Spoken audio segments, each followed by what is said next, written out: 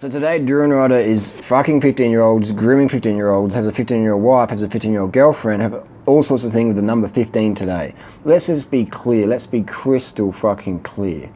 I never, on my mother's life, on my mother's fucking life, I have never ever had anything sexual with anyone under age 18. I've never had sex with anyone under age 18.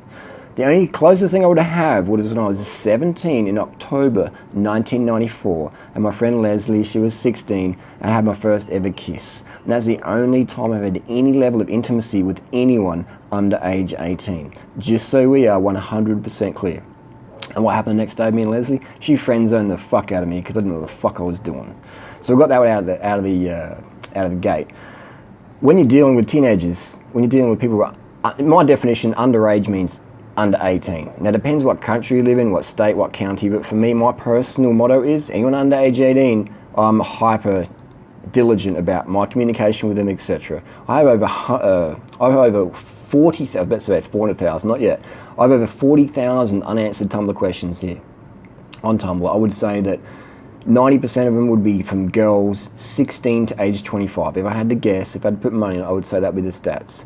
And what I like about Tumblr is it creates an environment where it's public. People can just ask you questions in an anonymous format. Just ask you questions, and there's no little like chit chat or nothing like that. People send me direct messages on Snapchat, Instagram, Tumblr, Facebook Messenger, email every day. Like, it's flooded. It's overwhelming, and I really, really rarely open anything or reply to anything because you don't know what you're going to get. You don't know what the deal is, unless it's someone I know or friend of a friend that I know. But even then, I can't even keep up. I can't even keep up with my good friends when they write me a question. So opening up more stuff, I just don't go there.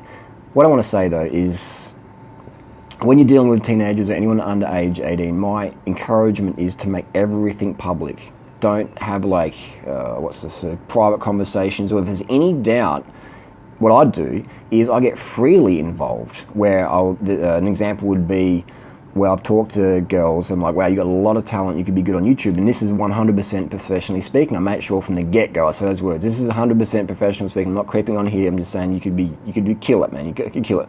Basically like a talent scout. And what I'll do is I'll get freely involved. So I'll CC freely in an email, or I'll get freely on FaceTime, or if freely's there, I'll say, look, what do you think of this chick? She could really fucking hit it up. And guys as well, but let's be honest here. Girls have the fucking power on YouTube. Girls have the fucking power. And so if I see someone who's like, got a good YouTube face or a good YouTube personality, they're sort of good on camera, it's like, boom, I'll tell them. Because I love getting more people onto the YouTube. People call us Drew and I freely YouTube parents or whatever. Called Drew and I the YouTube daddy or whatever. And I laugh at that, it's funny. But then some people take it a little bit wrong and start, taking it out of context and like, well, Drew and I is like grooming girls or whatever. If you want to say that shit, then show me the receipts. We want to talk about Drew Rider, and I know there's a lot of you who are going to be like, oh my god, I don't want to talk about him. Oh my god, I hate him. I fucking hate him. Stop. Just chill out, relax. It's okay, all right? I know you might have your perception of what he is like, but you don't actually know him. If you hate him, you don't know him. That's basically it. If you hate him, you don't know him. So I've been in the presence of Harley for the last decade, basically. I've shared company with Harley for 10 years, which is a fucking amazing amount of time.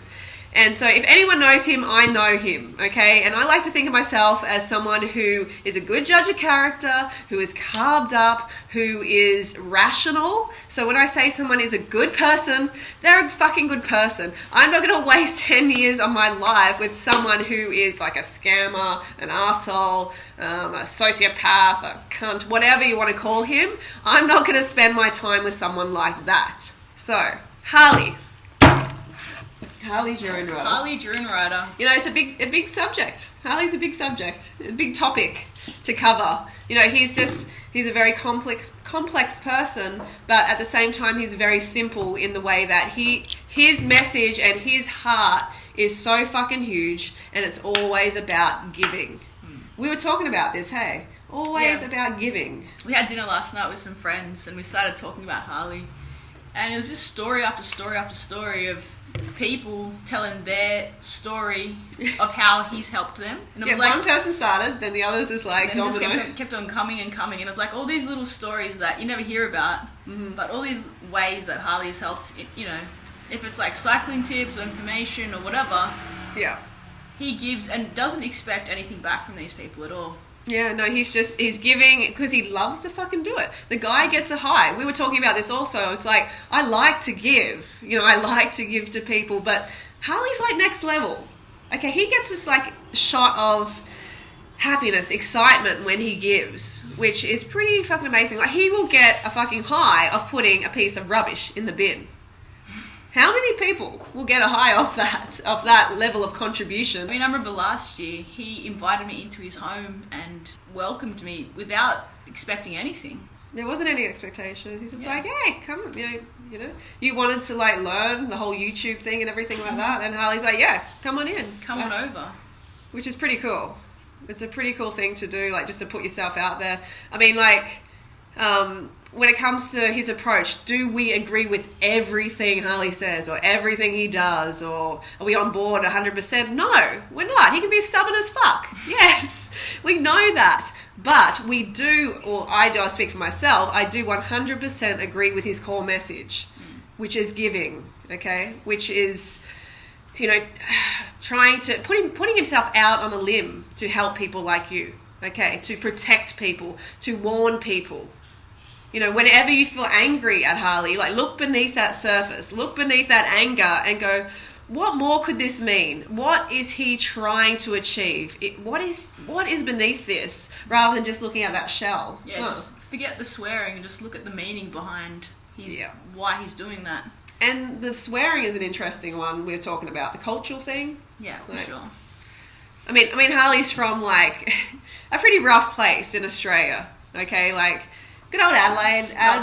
Good old ads. Like, he's from a just cut out there. I would want to say that my message to girls as well, and guys as well, if you're under age 18, or even if you're over 18, you're not that street smart, is never, ever, ever go back to someone's apartment or hotel, or don't do any one-on-one time. If you do, make sure it's at a cafe, make sure it's in public and it's open. Maybe bring a friend along. And if you say, oh, I'm going to bring a friend along, like, oh, don't bring a friend, just come alone, then you know straight away something's up. They might have some bullshit excuse like, oh, I just want to concentrate on you and focus on you. Always bring a friend along. Bring your fucking guardian along, bring your parent along.